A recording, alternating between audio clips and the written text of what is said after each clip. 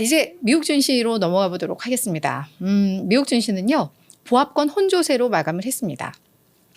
오늘 FOMC 의사록이 있었죠. 엔비디아 실적이 있었죠. 그래서 시장은 일단 어제까지만 해도 긴장감이 역력했어요. 이걸 일단 확인하고 가자라고 했는데 FOMC 의사록이 그러니까 미국 증시 현지 시간 중심으로 한 4시쯤 나왔거든요. 근데 뭐 아주 충격적인 건 없었어요. 우리가 다 예상했던 범위니까 그거 이제 재료 잘 소화하고 그다음에 엔비디아에 대해서는 기대 반 우려 반 뭐 이랬는데 그래서 그냥 기대가 좀 컸나 봐요. 그래서 장 마감 후에 낙폭을 그래도 많이 줄이면서 그냥 보합권에서 마감을 했습니다. 결론부터 말씀드리면 엔비디아 실적 너무 좋았습니다. 네, 그건 잠시 후에 보도록 할게요. 자, 다우 지수는 0.1% 올랐고요. S&P도 0.1% 올랐습니다. 그러니까 뭐 거의 제자리 뛰기예요. 나스닥 지수는 한 0.3% 조정이 나오기는 했습니다.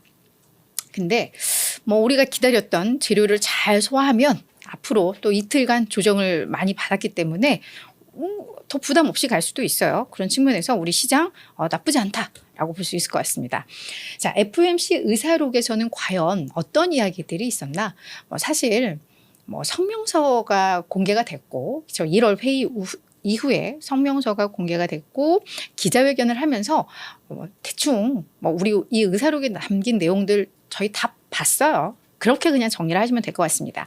다시 한번 정리를 해보면 연준 인사들은 금리 인하가 느린 것보다는 빠른 게 더 위험하다라는 인식을 전반적으로 갖고 있는 것으로 확인이 됐습니다. 금리 인하가 느리게 되면 뭐가 문제냐? 지금 금리 상황이 너무너무 높은 상황이잖아요. 5%를 넘고 있기 때문에. 그래서 이게 금리 인하가 늦어지면 경기 침체가 올 수 있죠.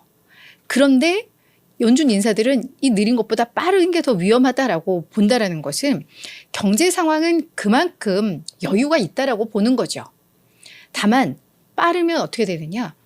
그때부터는 사실은 금리를 빠르게 인하를 했는데 인플레이션이 우리가 생각했던 것보다 좀 생각했던 것과 다른 방향으로 가. 뭔가 안정을 찾는 듯해서 금리를 인하를 했더니 이게 다시 치솟아 버려. 지금 거기에다가 경제 상황도 너무나도 견고해. 그러면 인플레이션이 다시 막 미친 듯이 올라갈 수 있어요. 그러면 우리 수십 년 전에 했던 그 실패를 반복할 수 있다라는 그런 트라우마가 지금 연준에는 있기 때문에 빠르면 위험하다. 신중해야 돼. 금리 인하는 신중해야 돼라는 인식들이 많이들 공감대를 얻고 있는 것 같습니다. 내용을 보면 우리의 정책이 40여 년 만에 최고 수준에 도달했던 이 인플레이션을 낮추는데 우리는 성공을 한 것 같다라고 일단 낙관론이 그 안에서도 있었던 것 같습니다.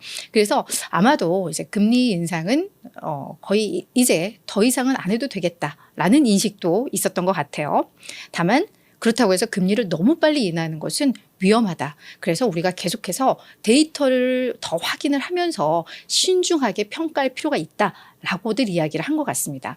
그러니까 인플레이션이 계속해서 안정을 찾고 있지만 요 하락 궤도가 정체될 가능성도 있고 우리 얼마 전 CPI와 PPI를 통해서 확인을 했습니다. 그죠? 경제 상황이 좋으면 또 어쩔 수가 없습니다.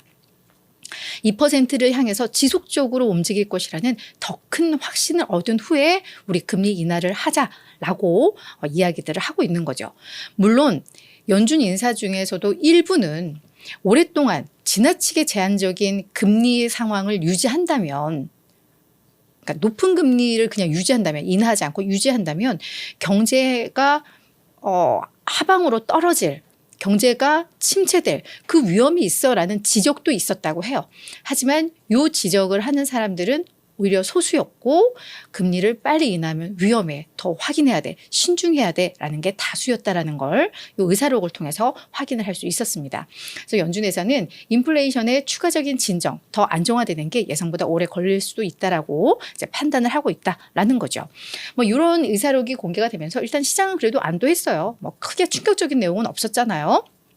그러다 보니까 다만 우리가 금리 인하 기대는 그동안 우리가 너무 앞서왔다. 라는 것들도 시장에서는 인식이 확산이 되고 있죠. 그러면서 이제 3월 FOMC 회의에서의 금리 동결은 이제 거의 기정사실화하고 있습니다. 원래 당초에는 우리 3월부터 인하해 마였는데 요거는 이제 동결로 기정사실화하는 분위기가 나오고 있고요. 5월 동결론도 그러니까 5월 금리 인하 기대감도 점점 낮아지고 있습니다. 그래서 5월에도 동결할 거야 라고 했던 게 일주일 전만 하더라도 한 62% 정도였는데, 그러니까 이것도 사실은 많이 높아진 거였죠. 원래는 5월에도 금리 인하할 거였는데 동결론이 한 62%가 됐으니까 그랬는데, 우리가 CPI, PPI 다 확인을 하고 나서 동결론이 왜 73%로 높아졌습니다. 그러니까 이제 3월에 이어서 5월까지도 금리 인하는 물 건너갔다라는 인식이 확산이 되고 있다라고 보시면 될 것 같아요. 늘 제가 반복하지만 연준의 이야기와 시장의 기대감, 요 갭이 원래는 너무 컸는데 이게 점점점 좁아지고 있는 건 나쁘지 않다. 시장에 있어서도. 왜냐하면 너무 시장이 앞서 나가면 이 지수가 너무 빨리 올라가고, 그러면 뭐 이렇게 작은 거 하나 나왔을 때 시장이 휘청휘청일 수 있다는 점에 있어서 갭이 줄어드는 과정, 지금 그 과정에 있고 잘 저희가 진행되고 있다. 이렇게 보면 좋을 것 같습니다. 자, 근데 시장이 일단 뭐 오늘은 보합권 혼조세였지만 뭐 어제 그리고 지난 금요일 장이 좀 안 좋았어요. 그렇죠? 이러다 보면 시장에서 매우 신중하고 다소 비관론이 또 힘을 얻습니다. 그래서 JP모건에서 장 좋을 때는 이런 말 아무리 해봤자 별로 시장에서 귀담아 듣지 않았을 텐데 한 며칠 조정 나오니까 또 요 보고서에 시장이 조금 집중을 했습니다. JP모건의 마르코 콜라노비치, 요 애널도 월가에서 가장 주목받는, 그러니까 잘 시장을 본다라는 그 애널로 손꼽히는 애널 중에 한 명인데요. 요 마르코 콜라노비치가 2차로 인플레이션 파동이 또 있을 수 있다. 인플레가 지금 계속 완화되고 있는 것 같지만 한번 또 이렇게 고개들 수 있다라고 이야기를 하면서 연초부터 이어진 증시의 랠리가 지속되기는 힘들어 보인다라고 이야기를 했습니다. 그래서 지금 이 JP모건은 S&P 500의 연말 목표치를 4,200으로 제시하고 있습니다. 그러니까 거의 뭐 가장 비관론자 중에 뭐 한 곳이라고 보시면 될 것 같아요. 그래서 가장 시장을 비관하는 사람의 의견이라는 거 좀 참고하시면서 보시면 좋을 것 같은데, 뭐라고 이야기를 했냐면 우리 시장은 지금 골디락스 기대감이 높아지고 있어요. 그죠? 경제 성장은 하되 물가를 자극하지 않는, 차지도 뜨겁지도 않은 정말 딱 좋은 상황. 뭐 이런 상황으로 지금 시장이 흘러간다라는 기대감이 있는데, 요 JP모건에서는 지금 골디락스가 그런 기대감, 뭐 현재 이렇게 보면 골디락스 같아 보이겠지만 이게 스태그플레이션으로 전환할 위험이 있다. 1970년대 우리가 경험했던 스태그플레이션은 사실 최악의 경우죠. 경제 상황은 안 좋은데 물가는 치솟아. 그럼 정책은 어떻게 해? 그죠? 그 정말 최악의 스태그플레이션인데 그걸로 전환할 수 있다라는 겁니다. 그러면서 지정학적 위험이 1970년대와 매우 유사하다라고 하면서 전쟁으로 인해서 인플레이션의 위험이 점점점 높아지고 있다. 우리 홍해 이슈로 계속 이야기하잖아요. 이미 이걸로 인해서 물가가 오르고 있는 부분들이 있는 것처럼 여기에다가 미국의 재정 적자, 이것도 이제 심각한데 이게 얼마나 지속 가능하겠냐. 재정 적자 늘리면서 뭔가 경기 부양하고 이런 거. 그래서 그런 점에 있어서 물가에 대한 우려도 끝난 거 아니고, 그렇게 되면 증시도, 게다가 지금 뭐 사상 최고가 행진을 했었기 때문에 그만큼 조정받으면 하방 위험은 더 커져라고 이야기를 하는 거죠. 그래서 뭐 가장 비관론자의 의견이기 때문에 이것도 좀 참고를 하시면서 시장 분위기가 혹시라도 우리가 예상했던 것과 다르게 나간다면 이 비관론자들이 그동안 계속해서 떠들었던 이 내용들을 한 번쯤은 생각을 하면 좋을 것 같아요. 그런 측면에 있어서 그냥 참고용 보고서로 말씀을 드렸습니다. 또 하나는 조금 재미있는 내용인데요. 뱅크 오브 아메리카에서 계속 요즘 소형주, 사실 올해는 소형주에 해야 했는데 아직까지는 소형주들이 힘을 못 쓰고 있죠. 계속해서 작년 연말처럼 대형주, 특히나 큰 기술주들이 시장을 이끌고 있는데, 뱅크 오브 아메리카에서는 소형주 ETF 아직 뭐 소형주 랠리는 없지만 이 자금 유입이 상당히 좀 의미가 있어. 이거 좀 주목해야 돼라고 하면서 지금 최근 23주 동안 23주를 이렇게 봤을 때 단 한 주를 제외하고 22주 동안 소형주 ETF에는 자금이 순유입이 되고 있었대요. 뭐 유입도 있고 유출도 있겠지만 이걸 계산해 보니까 계속 순유입. 그런데 지난주에 역대 최대 규모의 주간 자금 유입이 있었다고 합니다. 소형 ETF에. 그러면 특히나 섹터별로 보니까 통신 서비스는 뭐 인터넷 콘텐츠, 실제로 우리가 아는 그냥 통신, 뭐 엔터, 전자게임이 다 포함돼서 좀 범위가 있긴 한데 요 소형 ETF에서도 요 섹터로의 자금 유입이 상당히 유의미하게 많이 좀 들어오고 있더라라는 거. 그래서 아직까지 소형주가 치고 올라갈 그 모멘텀은 없지만 뭐 하나에 뭐가 나온다면 소형주 이제 갈 수 있다라고 이야기를 하고 있는 거죠. 그래서 이것도 우리가 전략적인 면에 있어서 참고용으로 보시면 좋을 것 같습니다.